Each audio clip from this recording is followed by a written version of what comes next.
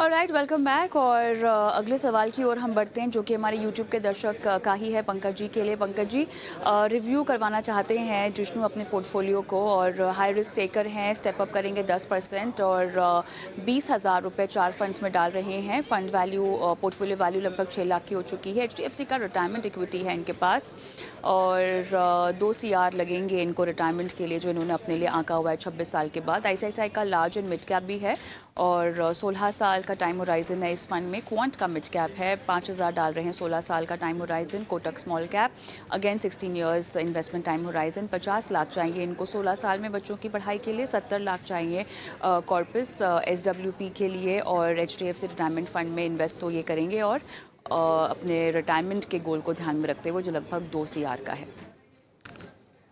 बिल्कुल कविता जी, पहली बात मैं यहाँ पर कहना चाहूंगा कि इतना लंबा समय 26 साल के बाद में, और बात हो रही है 2 करोड़ की। तो यदि हम 6% का भी इन्फ्लेशन एज्यूम करके चले, तो मैं बता दूं कि उस 2 करोड़ की वैल्यू आज के लगभग 44 लाख के आसपास होगी। तो शायद जिंसू जी ने इन्फ्लेशन को फैक्टर नहीं किया है। तो मेरी सलाह है जिंसू जी को कि आप, क्योंकि लॉन्ग टर्म का गोल लेकर चल रहे हैं, तो आपका जो टारगेट है वो 10 करोड़ का होना चाहिए, ना कि 2 करोड़ का। इस पर ध्यान दीजिए। और जो आपने फंड चुने हैं, सभी फंड्स अच्छे हैं। यदि मैं बात करूं रिटायरमेंट की, तो जो आपने फंड चुना है HDFC retirement fund equity plan, तो आप इसमें निवेश करते रहिए। लेकिन जो 6 लाख रुपए इकट्ठे हुए हैं, और अभी आप जो SIP कर रहे हैं 5,000 की इस मकसद के लिए, तो उसके हिसाब से करीब करीब आपके पास मतलब जो पैसे इकट्ठा हो पाएगा वो तो काफी कम होगा। तो आपको SIP तो बढ़ानी होगी समय के साथ में, ये बहुत जरूरी है। क्योंकि अगर आप स्टेप अप भी करते हैं यहाँ पर 10% से, तो भी करीब 3.5 करोड़ के आसपास हो सकती है। और टारगेट है आपका, जो मैंने बताया कि 10 करोड़ होना चाहिए। 2 करोड़ तो हो जाएगा, पर उससे काम नहीं चलेगा, तो बढ़ाइए। दूसरे, बच्चों की जो एजुकेशन की बात है, उसके लिए भी फंड्स अच्छे हैं, और वहां पे करीब करीब 1.5 करोड़ रुपया आप इकट्ठा होते हुए दिखाई दे रहा है 16 ईयर्स में। अगर आप स्टेप अप कर रहे हैं 10% से, तो ये भी ठीक है। तो बच्चों की एजुकेशन के लिए ठीक लग रहा है। रिटायरमेंट के लिए आपको और बढ़ाना होगा अमाउंट को, ताकि आप इन्फ्लेशन एडजस्टेड अमाउंट इकट्ठा कर सकें। ऑलराइट, चलिए आगे बढ़ते हैं। और अगले दर्शक फूलचंद चौधरी का हम सवाल लेंगे। विश्वजीत जी, आपके लिए है। SBI का लार्जर मिड कैप, SBI का PSU, HSBC का मिड कैप और पारिक का फ्लेक्सी कैप।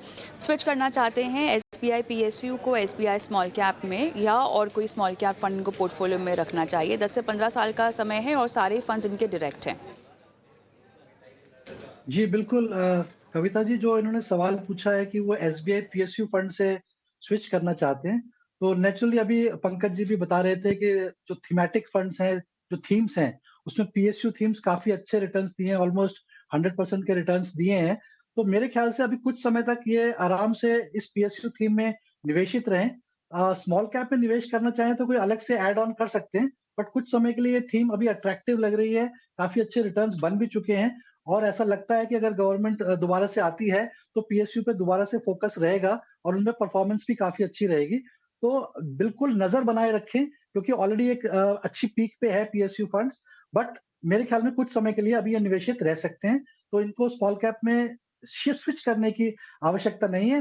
हालाँकि पोर्टफ़ोलियो में अगर ये स्विच करना, स्मॉल कैप लेना चाहते हैं, तो फिर निप्पॉन इंडिया स्मॉल कैप ज़रूर चूज़ कर सकते हैं, ताकि उनका पोर्टफ़ोलियो ओवरऑल डाइवर्सिफ़ाइड हो जाए। जहाँ तक कि ये ₹15,000 निवेश कर रहे हैं, अगर हम 12% का सीएजीआर भी लेके चलते हैं, और अगर ये 10% स्टेप अप अप्रोच लेके चलें, तो 15 वर्ष में करीब-करीब 1.30 करोड़ हो सकता है, करीब-करीब 1 करोड़ 30 लाख रुपए बन जाते हैं।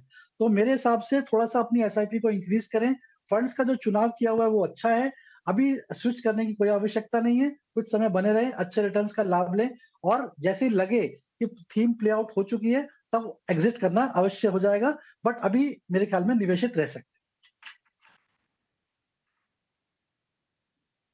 चलिए, मेरे ख्याल से सवाल बहुत सारे हैं। अभी तो आपने जवाब दिया है, लेकिन फूलचंद जी को और ये बदलाव इनको इम्प्लीमेंट करने भी चाहिए। मेरे ख्याल से बहुत समय हो गया हमने गुरु मंत्र नहीं लिए हैं निवेश के, और मेरे ख्याल से बाज़ार में ऐसा माहौल है जहाँ पर थोड़ा सा लोगों को सिर्फ प्रॉफिट कमाने वाले पोर्टफोलियो बनाने की बजाय थोड़ा सा इन्वेस्टमेंट्स के जो ग्राउंड वर्क हैं, जो बुनियादी बातें हैं, वो ध्यान में लाना भी ज़रूरी हो गया है। रुक कर लेते हैं निवेश के गुरु मंत्र की ओर।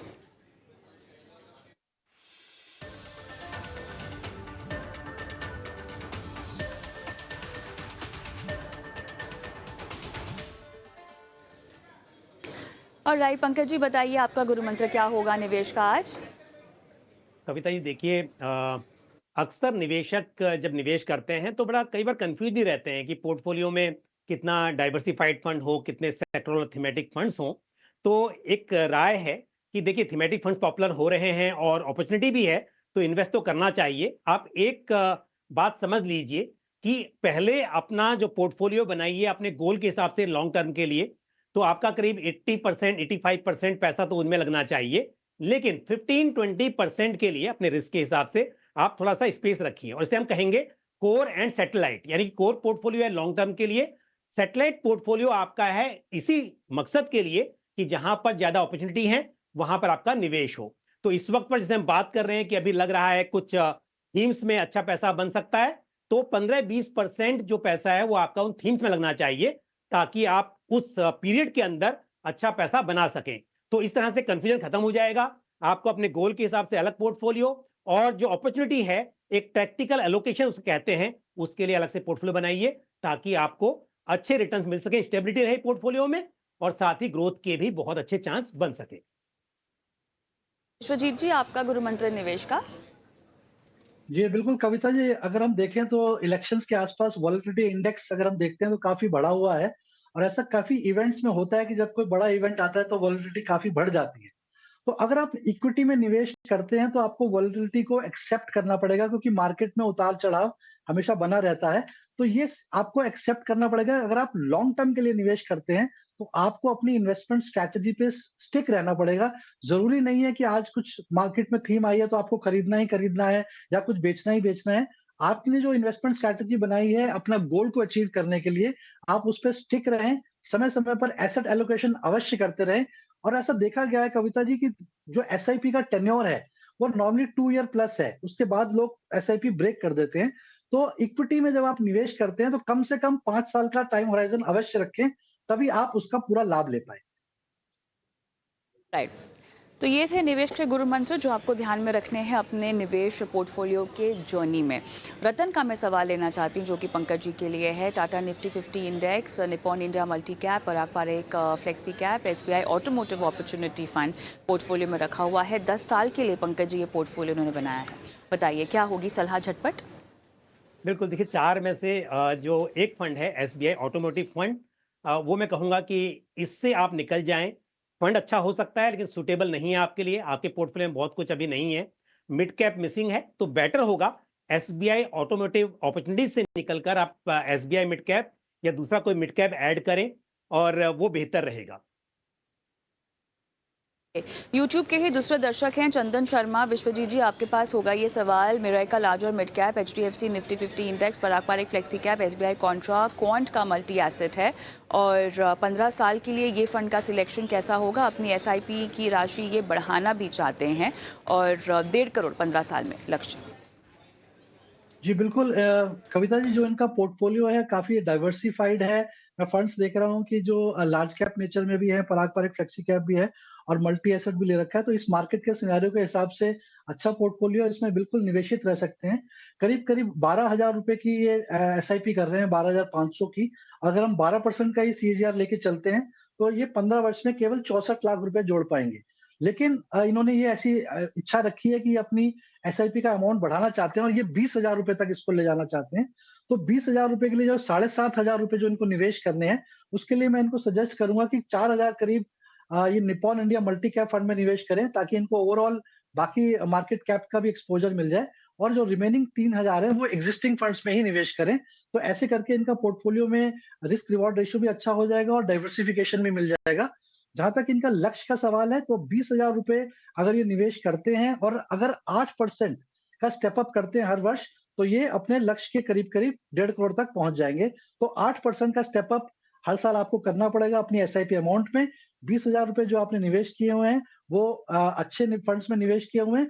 जो एक फंड मैंने सजेस्ट किया है, वो निप्पॉन इंडिया मल्टी कैप है, उसमें उसको भी अपने पोर्टफोलियो में ऐड कर लें, तो आपका पोर्टफोलियो काफ़ी डाइवर्सिफाइड हो जाएगा। और राइट, इसी के साथ सवाल तो हमारे पास बहुत सारे हैं दर्शकों के जो यूट्यूब पर से आए हुए हैं, लेकिन फिलहाल समय मेरा समाप्त हो चुका है। तो पंकज जी आपका, विश्वजीत जी आपका बहुत बहुत धन्यवाद, समय निकाला और दर्शकों का मार्गदर्शन किया। मुझे भी इजाज़त दें, लेकिन बनो अपना फाइनेंस मिनिस्टर इकलौता ऐसा शो जहाँ पर हम आपकी लाइव फाइनेंशियल प्लानिंग कराते हैं। सवाल व्हाट्सएप के ज़रिए पूछ रहे हो या यूट्यूब के कॉमेंट बॉक्स के ज़रिए, भेजते रहिए अपने सवाल और आपकी आर्थिक रणनीति हर लक्ष्य के लिए क्या होनी चाहिए। हमारे एक्सपर्ट्स लाइव बैठते हैं और उस पर आपको सलाह देते हैं। नमस्कार।